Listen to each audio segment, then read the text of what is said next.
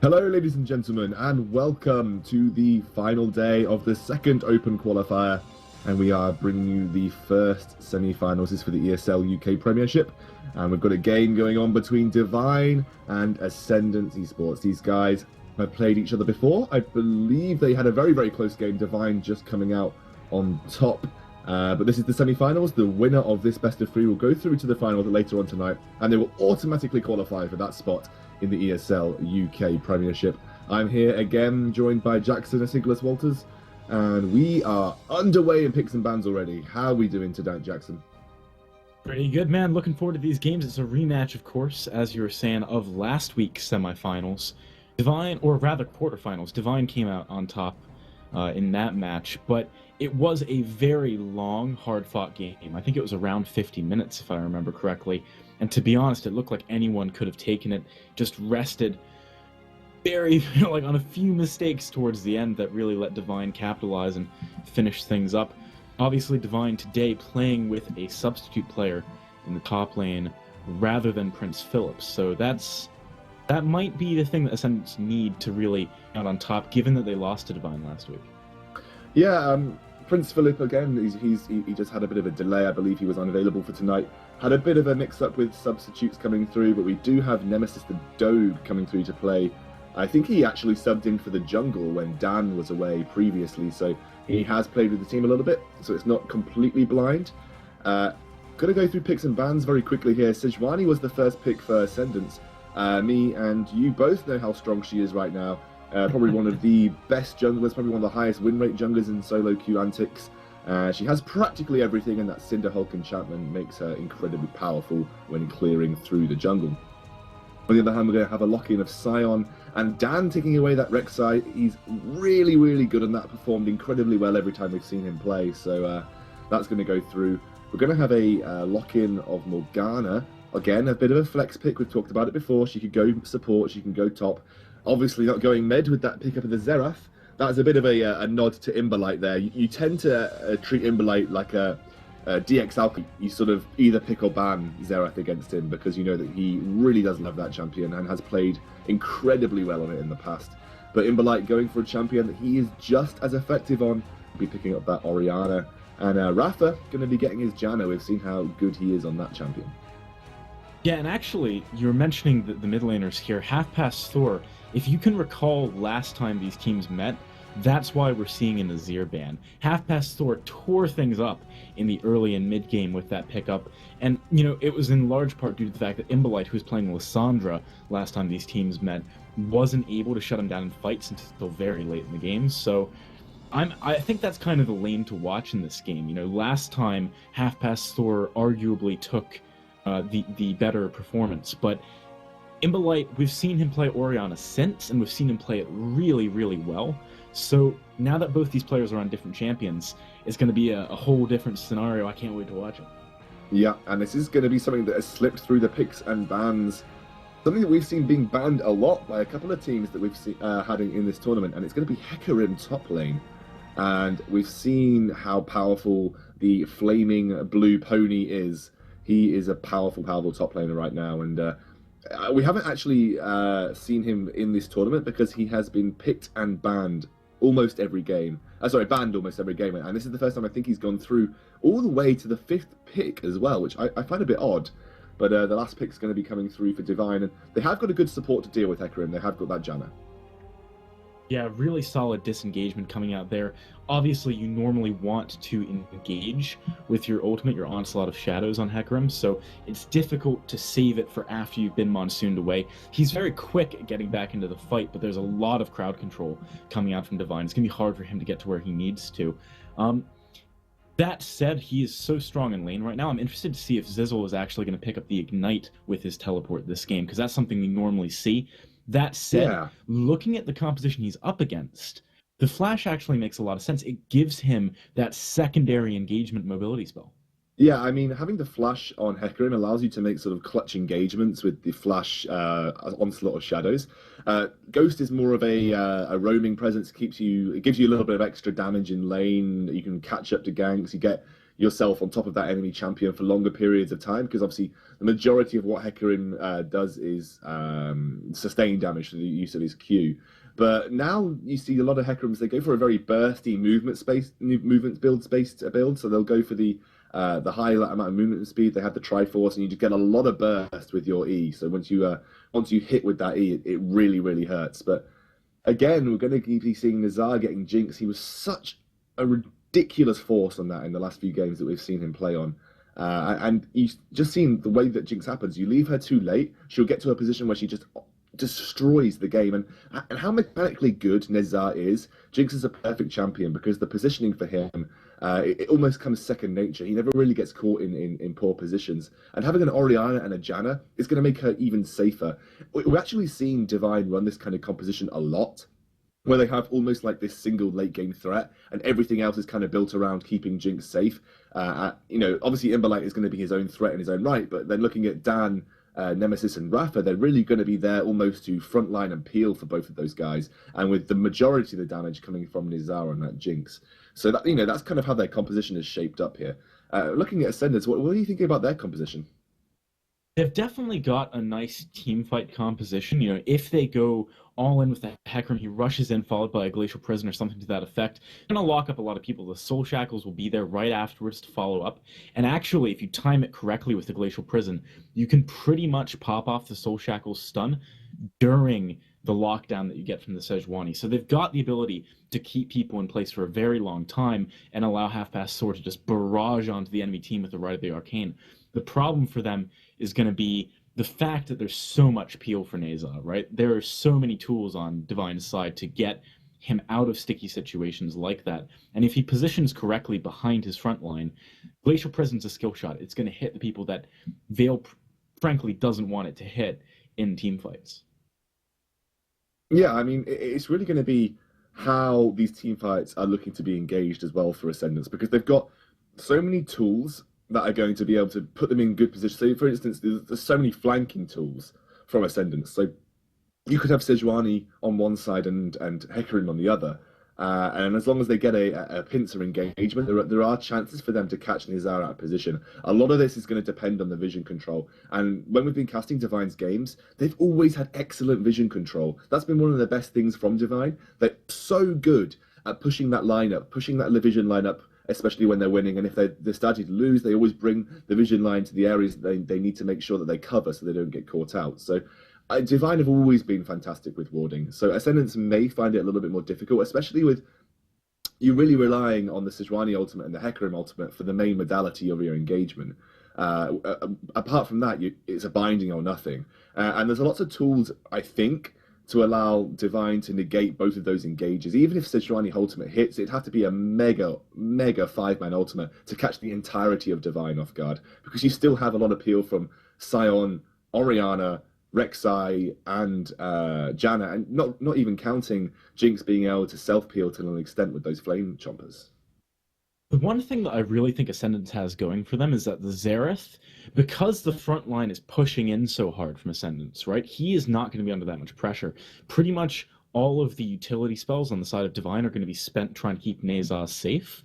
And it's very hard for them to get a proper all-in engagement unless Sion can flank, like you were talking about, come out of nowhere with that charge and really get onto the back line. So Xerath is going to have an easy time laying down the damage unless they pick a fight in a bad position.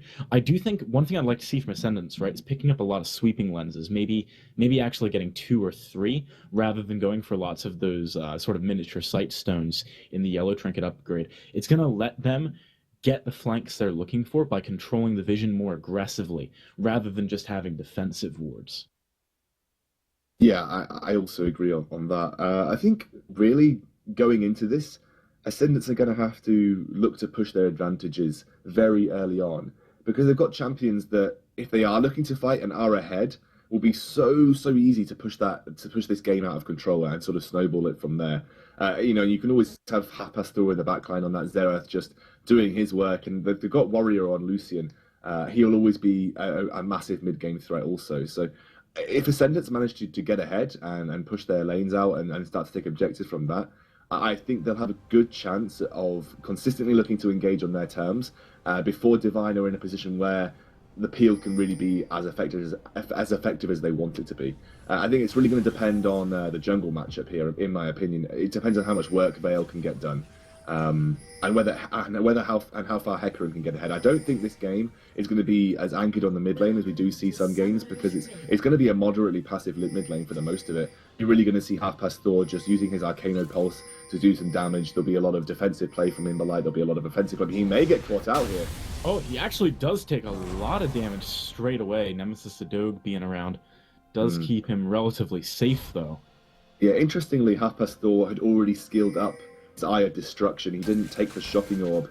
He didn't leave anything unskilled, rather, for that Shocking Orb. And I like this. This is a really nice ward coming down from Zizzle. He wants to see if Nemesis is going to try and take the Wraiths. And we were actually talking about this in the game earlier that we were playing. It was sort of like, Sion goes to the Wraiths, just pop round and try and get an auto attack on him, because then you pick up a first free kill. And it's a really good way of trying to shut it down. But Nemesis obviously being there and seeing the ward means he's going to go straight for the Wolves instead, which will still give him that small level 2 advantage. Yeah, it actually surprises me that Scions don't just go directly for the Wolves most of the time. I think you might actually get slightly more out of taking the Razorbeak camp, but the Wolves are so much safer. You have to go way deeper into the jungle if you're going to the Wolf camp than you do to the Razorbeak camp. It makes it much easier for Scion to take it without getting harassed. And to be honest, leaving the Razorbeaks up for your jungler to smite, that buff is much more useful than the Spirit of the Wolf that just kind of checks to see if anyone's in the one side of the map. Yeah, I completely agree. The Spirit of the Wolf buff has limited using. I like that Devine Imberlite is looking to go aggressive by taking that command attack first. You often expect in sort of a poke-heavy lane, especially with a high level 1 poke, that a lot of Oriannas take that command protect, because it just allows them to push through the early levels where they just need to get to level 3. Looks like Doge is going to get obviously executed by those wolves, going to get level 2 after he's taken one of these little guys, and he'll be fairly happy heading up into that top lane. Hecarim also done the same and hasn't had to die for it. So not that it makes any difference at this point, but Hecarim can do that. Obviously, he has quite a powerful level 1 AoE clear in the form of Rampage. And he's going to go happy being level 2 also. And that's another benefit of having Hecarim in that top lane. He is able to do that level 2 trick. Yeah, that's very true. One thing I think it's probably worth talking about here, actually, is look at how much damage the bot lane of Devine has already laid down onto Warrior and Damnation. They have just been putting some serious pressure down. This is one of the things which is so great about a Jinx pickup. The range that she has allows her to play very aggressively in the early game, even though traditionally you think of her as such a late carry. She's actually doing a great job in the bot lane already.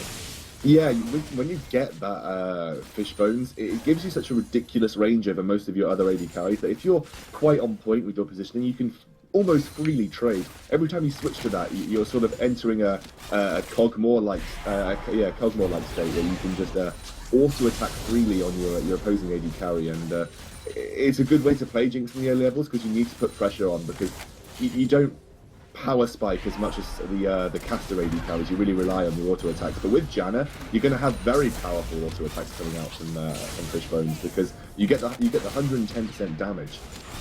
Then also the Janna AD on top of that. They really start to hurt early on. Yeah, they definitely do, and Warrior's feeling the brunt of that at the moment. Of course, Neza and Rafa also pushed up very early to take an early level 2 on Neza, which allowed them to just throw down the Flame Chompers and put the pressure down when Damnation and Warrior couldn't actually turn around and try and fight back. They would have just been locked up by those. So Neza is securing himself a nice early lead, and actually, with the wave pushing the way it is, he might be able to try and zone Warrior from these creeps a little bit. Yeah, and Warrior having to use his abilities to farm here is in a position where they're almost completely pushed out of this lane at level 3. He hasn't got his pot either anymore, which is really detrimental. If you can get your opposing AD carry to use their pot at level 1 or even at level 2, you just win so much lane pressure, because even if you take a bad trade, you'll be in a position where you can easily heal up, knowing that any damage that you get down will be lasting almost for the enemy AD carry, whereas you have that pot to heal you up. So it's a nice position to be in, having that pot down in your opposing AD carry and having yours up. It allows you to be a little bit more dangerous maybe with your trades that you look to go for. Put yourself in a slightly more precarious position than you would do otherwise. and you're seeing Rafa there being very aggressive on that Janna, just trying to get the lane presence, trying to push them out, and it's not looking great for the Ascendance bot lane right now, and Warrior. Wow. Oh man, he really was trying to get the pressure down. Normally when a Morgana lands a binding in your lane, it's like a green light, right? You just want to go. But unfortunately, there's so much coming out of Rafa and Neza that he just couldn't even get close to. Warrior's also basically out of mana at this point, so he can't even throw out those piercing lights. It's a very difficult position for him to be in. And what was only a 1 or 2 CS lead is just creeping up slowly. Now it's a 10 CS lead, just above 10. It is not going to get any better unless they get some maybe jungle pressure, or go back and get some items, try and hit that earlier power spike like we were talking about, because Lucian, obviously, once you get a bit of flat damage, can really start doing some poke with the piercing lights. To begin with, when he gets straight into lane, he doesn't really hit for anything. No, and I agree. I think right now, Devine are in a great position to go for an early Drake. Just because they can push this lane up from... Whoa, top lane! Onslaught of Shadows, Nemesis the Dope actually does need to be careful here. He's taking a lot of damage, but Zizzle knocks him under the tower. Alive there. Yeah, Devine could go for an early Drake here. I think it would be moderately risky, but and Veil, as we speak, is trying to head down to that bot lane, gets locked up in the flame trumpeter. Don't think, oh, he's still going for it though. I don't know about this. Dan is coming around the side for a counter gank. There's an exhaust on the Warrior. Dan flashes forward, double knockup. That is so much damage coming down. Ascendants are going to have to back out, and with Dan being full health and Imbolite being nearby as well, I definitely think a dragon could be on the cards if they wanted to do it. Dan actually just trying to stop the back for even longer coming out of Damnation. He's really just messing with them at this point, zoning them off CS for as long as possible. Yeah, interestingly enough, I don't know if he caught it in that fight, but Dan used Furious Bite on a minion. Oh, no. He actually could have picked up the kill potentially on the Morgana had he hit the actual champion. He used Furious Bite with full rage as well on a minion, so it meant that he didn't do the damage to the target and actually potentially let them live. However, not going to result in too much of a bad trade regardless. They're going to get the dragon for it. A lot of summoners in that bot lane too. Warrior actually still has his flash up, so he's in a moderately safe position right now, which is going to be okay for him. But Devine won't be complaining. They've got that first dragon off the board and the ever so wonderful 6% AD and AP that it provides. Always lovely and always scales well too. Yeah, scales very well, and towards that late game, they're going to be really happy with that, given that they've got these really strong late game threats like Neza and Imbolite. But, you know, talking about the summoner spells that were utilized in the bottom lane, Devine didn't burn anything. Dan didn't even flash. He just used his tunnel to get that knock up there. It was beautiful, wasn't it? Yeah, they're in a good position to basically just go back and make another play. This time, Warrior and Damnation won't have that same level of defensive utility available to them. What do you think about the Ninja Tabai Zizzle in the top lane? I find it an interesting but potentially quite a decent pickup here, because obviously when you're playing against the Silent lane, they're going to be maxing that Roar of the Slayer, which is actually all magic damage, so the Ninja Tabai aren't going to come into effect. But from what I imagine, Zizzle is in a position where he's actually going to be looking to engage or at least get harassed down, and he'll be able to, because of his speed, dodge those Roar of the Slayers quite easily, and first and foremost, you're just seeing right now, it offers that extra movement speed. The onslaught of shadows. One more attack would get it. He does get knocked up, flashes out of there, Nemesis. He is pretty quick trying to run onto Zizzle, but those boots early on really helping Dan. Comes in, he is going to pick up that kill. Nemesis only getting the assist there. Ultimately not the worst trade-off for him. Both of those summoners were burned, so it's not too big of a deal for Nemesis to Doge. But talking about those Tabai, like you were saying, it's actually kind of interesting. Since the nerf to Roar of the Slayer, we have seen some Scions maxing their Decimating Smash instead. Maybe that was what Zizzle was anticipating, but Nemesis to Doge kind of gamed him there and just went for the Roar of the Slayer anyway. Yeah, but I think ideally what they've done, he's gone for the Ninja Tabai, just to allow him that extra movement speed, which does give him the bonus AD. Obviously, the passive for Warpath gets the percentage of AD based on his movement speed. So it also allows him to negate the majority of the other side of the damage coming out from Sion, which is just his auto attacks and that decimating smash. So, you know, as we've been seeing, Zizzle's been doing a really good job of dodging the majority of hang on, bot lane. Damnation actually gets again. Good Glacial Prison, but it's not enough. Dan has been taken quite low. The Super Mega Death Rocket does not land. And the Ignite not actually doing anything there. Damnation tries to pick up the counter kill, doesn't manage to do it. Half Past Thor also very close to picking up a kill onto Dan there. And actually, you saw Nizar try to pick up Warrior with the ultimate, but it just missed ever so slightly. That would have been a dead man if it had connected. So, right now, it does look like Devine have a pretty decent lead going on right now. They've got about 1.5k in the bag over the Ascendance lineup. And they've already taken that first objective of the map. As you can see, Zizzle is going into a bit of a brawl in the top lane. Doesn't look like it's going the best for him, but the heal from Hecarim is nothing to be sniffed at, to be honest, as an early tower taken by probably one of the best tower pushing lanes in the game, which is that Jinx and Janna combination. That's, you know, a lot of people, there's several theories about what to do in the bot lane. You either try and stall it out and look to get kills by keeping them in lane, or you just push very early. And with a Jinx and Janna, you often do like to go and push moderately early into the lane, but it has now allowed them to rotate up to that mid lane. They already have the dragon, so obviously they're going to continue to rotate like this, but a nice rotation by Damnation allows Warrior to farm by himself, although he has pushed up already, so that won't be the case. And a lot of pressure already coming down from the Devine lineup into the mid lane. Yeah, and Veil doesn't have Glacial Prison here, so it's very hard to peel Devine off of this tower. Look at how quickly they're taking it. Early BF sword plus that minigun just absolutely rips through it. And Neza, I want to point this out, he is 30 CS ahead of Warrior right now. That is not a good thing when you're the team that needs to be trying to make stuff happen in the earlier stages of the game. Obviously, Neza on Jinx is going to outscale Warrior, so he needs to get some support from his team to make him strong moving into this mid-game, where he is just not ever going to be the same force to be reckoned with that Neza is. The problem is that they're now sitting on a timer. Devine, once they get that Infinity Edge on Jinx, it's such a redonkulous power spike that you just aren't going to want to try and trade with her once she's finished it off. And it's only a minute until Dragon, but that is probably adequate time maybe for Nizar to just farm up the rest that he needs to just finish that Infinity Edge off. If not, he's still going to be leaps and bounds ahead of Lucian in terms of damage. You know, not counting the piercing light and the ability damage that Lucian can provide.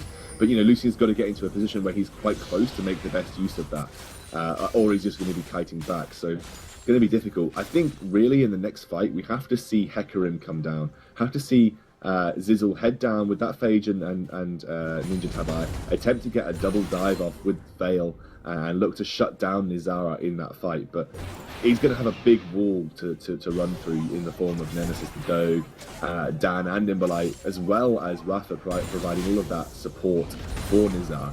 It is going to be difficult for Ascendance to get the kill, or, you know, at least put damage onto him that forces him out of the fight.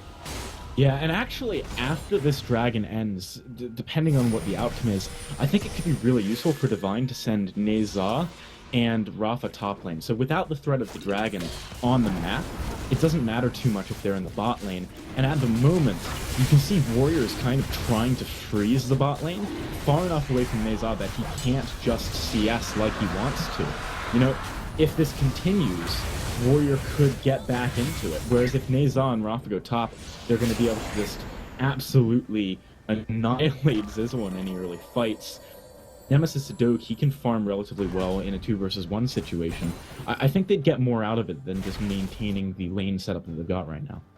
Yeah, and like we said, that dragon did go down fairly easily. We talked about it before, Jackson, at Singlist, where you take that dragon, and not many people are too worried about contesting the second dragon. Once you've lost the first dragon, the second dragon is a little bit less valuable. But again, we picked up on this point when Devine did this last time. Actually giving the tower pushing buff to Jinx is really moderately dangerous. Because you give her 10 seconds with a Janna and the tower pushing buff. She will take practically any turret on the map using the minigun, the Pow Pow. So you've got to make that decision as to whether you let them have that and you think you're comfortable defending and not allowing her the time on the tower, or you try and go and contest it. It does look like Ascendance have decided that isn't worth risking a fight that they could lose and going for the contest. Yeah, I don't blame them at all, to be honest, just given how strong Devine is at the moment.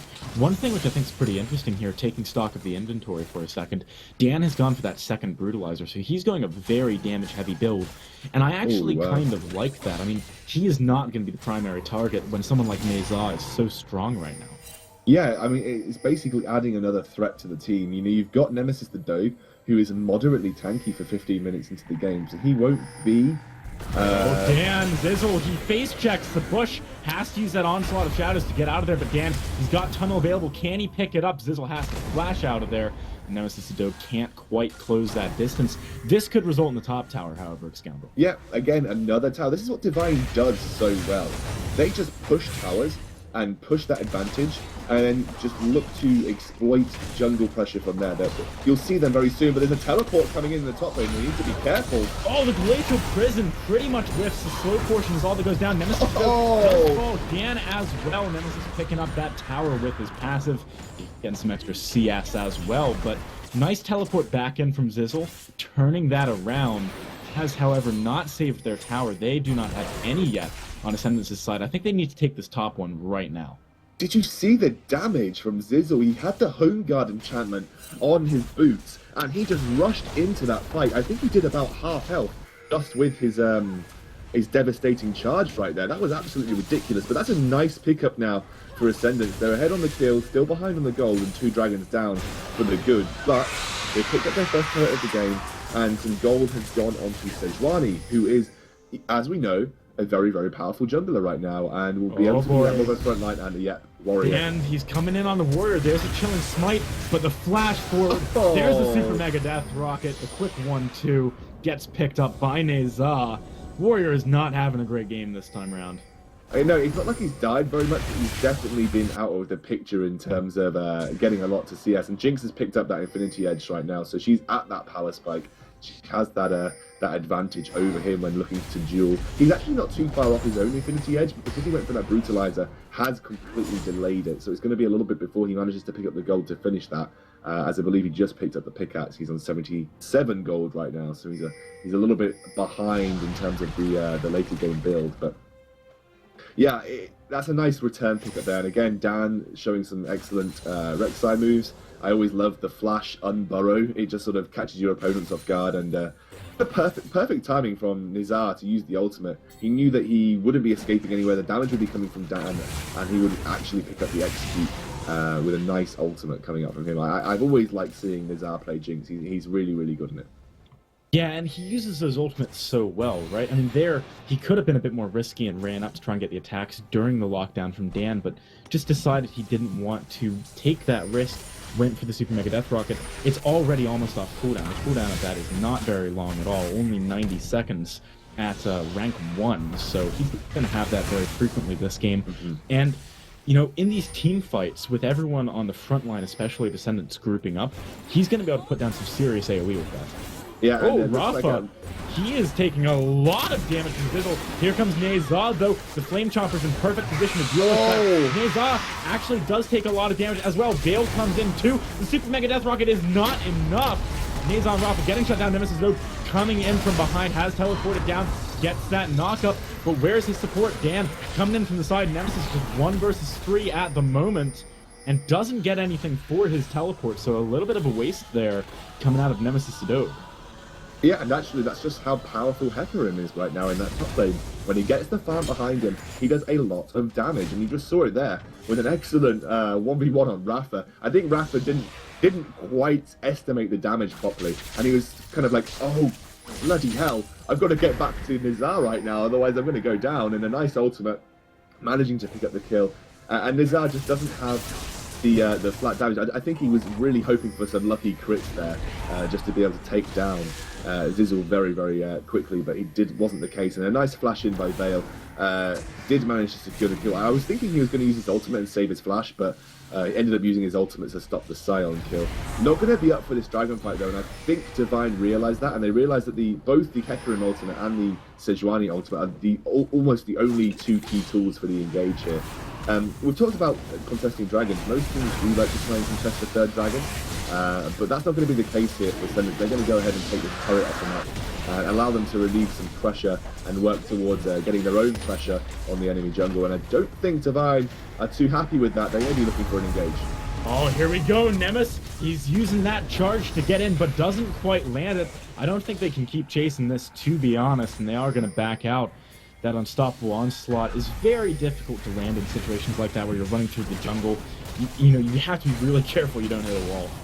He was definitely on point to actually get the engage, but again, it was only only half past 4 that was in serious contestation range, and he just flashed out of the way. So it was quite obvious seeing it coming. It wasn't coming from the fog of war. They kind of knew it was happening, so they gave a lot of time to react there. It wasn't too bad for the Ascendant side, and actually they picked up a mid lane tower for that dragon. They have lost the movement speed buff. That's actually quite big if you think for Hecarim as well. He could have worked his way towards that. If it had been Ascendants picking up these dragons, I could only imagine how much damage would be Hecarim be doing, especially with that home guard. He may even be looking to one-shot people at that point. But after this, from this point on, I would fully expect the Ascendants lineup to want to go for these dragons. They can't let the Devine side go for the 4th dragon, because it opens that portal to the 5th dragon.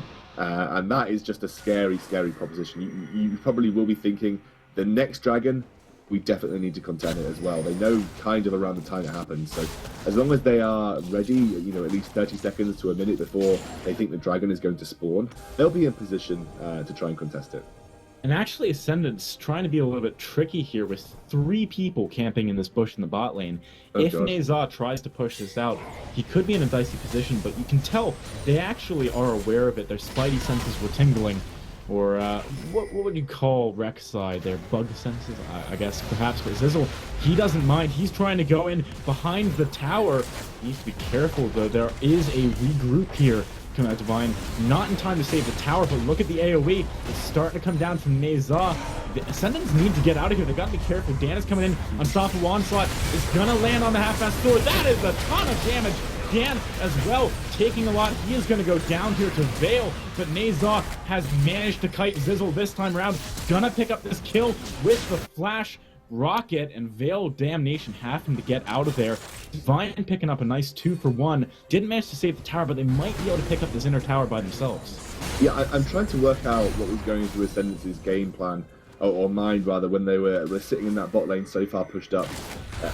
Warrior was in the top lane. Neza! He nearly gets caught out by the binding, but Veil actually does a lot of damage, forces out that Monsoon. Knock-up coming down onto Veil, and Warrior, he's trying to get onto Neza. He can't quite do it. Piercing Light, not enough to pick up that kill.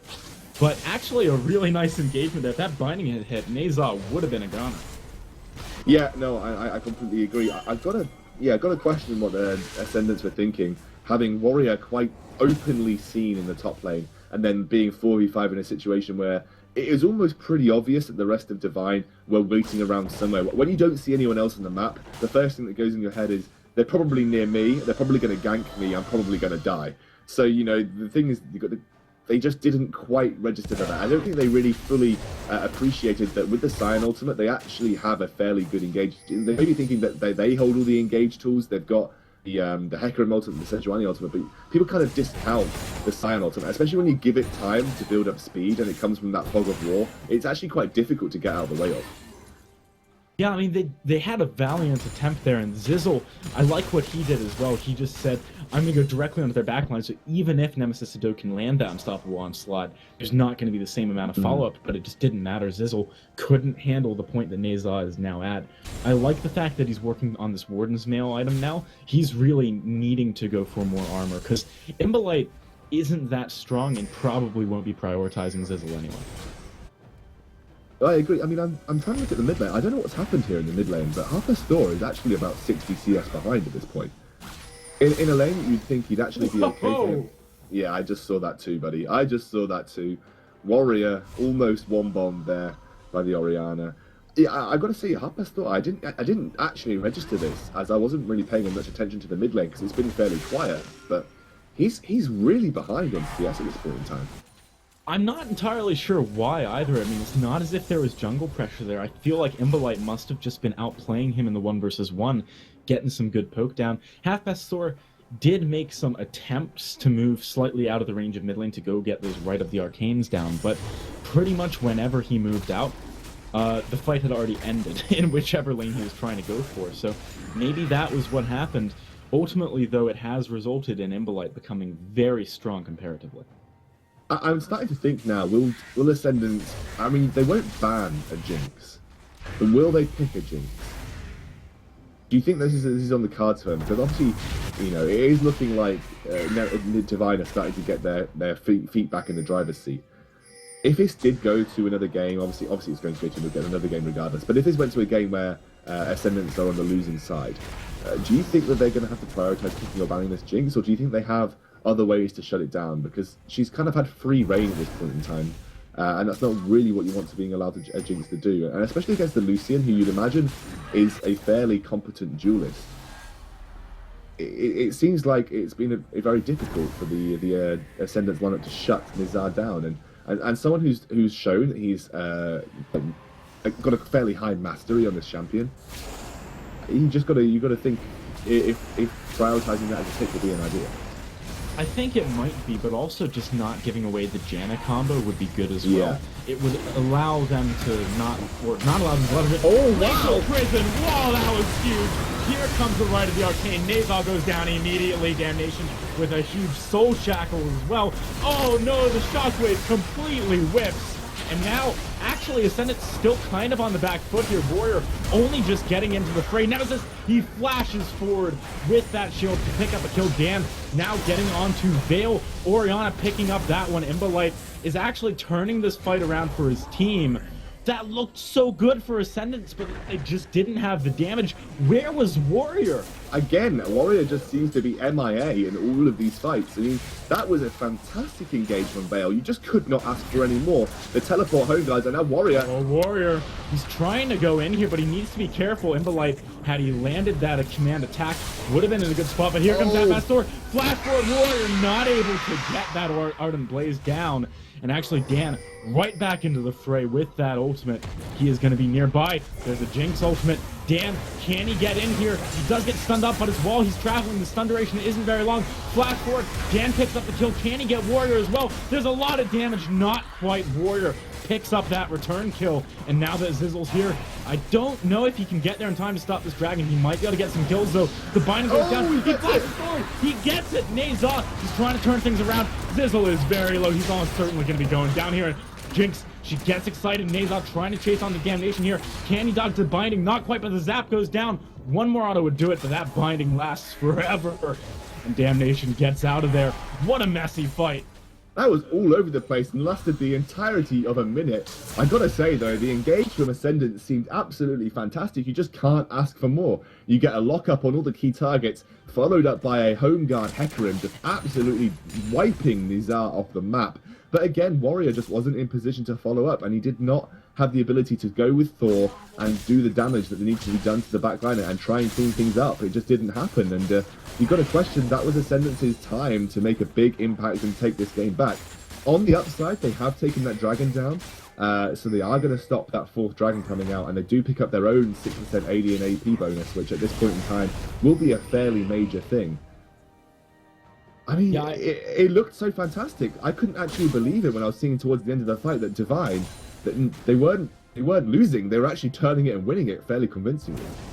Had Imbolite landed a big shockwave there, and she was close, right? That ball was just on the outskirts of the fight. If that shockwave had landed, I actually don't think that fight would have looked very good for Ascended rather. It didn't look very good anyway. Yeah, I mean, Warrior needs to be in these fights on time. That's the big takeaway here for Ascended.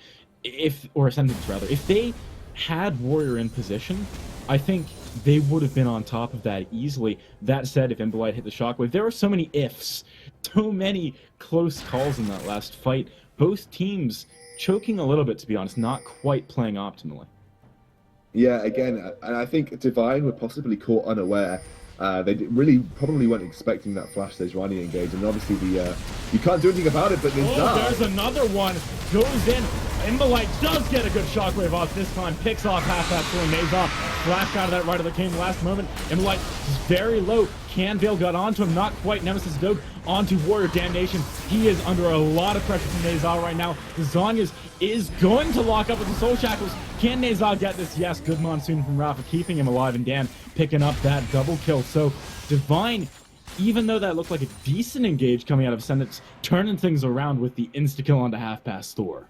Yeah, what's happening here is Devine, when they get it engaged on, have immediate follow-ups. The rest of the team is there to support the people that have been engaged upon. It isn't a follow-up from Ascendance. This time it wasn't Warrior, it was Zizzle that was too far out of the fight. And when your Hecarim is a large portion of your damage, you just can't be in a position where you're giving things like that away. That was a free fight, but there here comes the onslaught of shadows onto the backline, but Nazar, he gets straight out of there with his flash, I believe, and he is going to be safe as a result of that. That was very close to being bad news for him. It was actually just get excited. Wow, the tower kill, yeah. Yeah, get excited got him away from that, and I think Azizel realized he wasn't going to catch him up. And again, another lucky escape for Nizar. He's been making a few of those, and they picked up that inhibitor. Not looking good for Ascendance.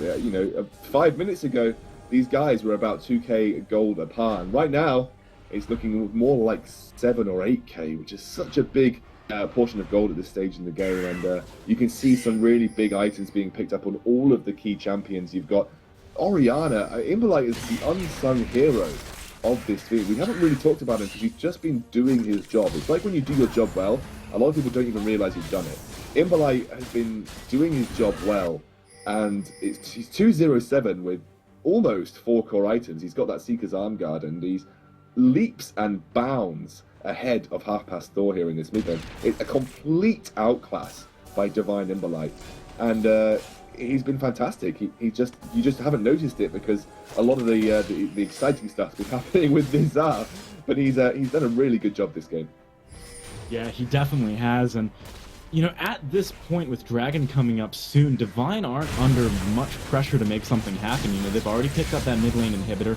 They're just able to clear towers without any contestation coming out of Ascendance, and I don't know what Ascendance can do here. They really need to get a good flank with an engage, or they're just not going to be able to pick anything up. You've seen Nemesis putting down some good split pressure as well. He's in a position where basically Zizzle just can't kill him, right? Like, Nemesis can't kill Zizzle, but the same is true in the inverse. And actually, Zizzle getting knocked up here does need to be careful. The tower is going down so quick, but Dan, he gets found up. The shockwave only lands on the Veiled Glacier Prism on 3. That was a good one, but half that sword not using his right of the arcane. Here it comes. He's trying to get onto Nazar and Imbolite, but he doesn't do enough damage. And the backline just not able to get to where it matters from Ascendance.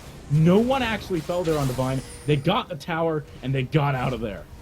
That was almost a perfect fight in terms of mechanically from Ascendance. They got a perfect Sejuani ultimate, another really great Hecarim ultimate, but they're just so far behind. The damage isn't there, and specifically it's half-past Thor. He just doesn't have the damage to keep up with Imbolite. And you saw there, his ultimate should have really, if he was even with Imbolite, be wrecking that backline. He should have been getting Arcana Pulses that are basically half-chunking Nazar by themselves, but you just saw there, he was kind of being out-damaged or out-healed by the Monsoon from Rafa. Yeah, and also Nazar picking up an early Vamp Scepter before going and committing to that last Whisper, I think really helped in those kinds of situations, right? He is not just getting burst down. He is able to, because half the Thor is not far enough ahead, take the brunt of the initial damage and then heal back up. The Dragon falls very quickly for Devine. They are 1 away. The ticking time bomb is close to exploding. That 5 Dragon stack is something Ascendants really need to be aware of now. Yeah, although I think if it does go down to Devine, there won't be much they can do about it. They're not in a position to contest these dragons easily. They really need some more damage. Half-past Thor needs that Void Staff to start to chunk through the magic resistance coming through from Locket of the Iron Solari. That's really doing a good job of giving the team-wide magic resistance. You've got to have a look at the stacks on Mejai's Soul Stealer. Currently, Rafa's sitting at 11 stacks, so probably why his Monsoon is just healing for so much at this point in time.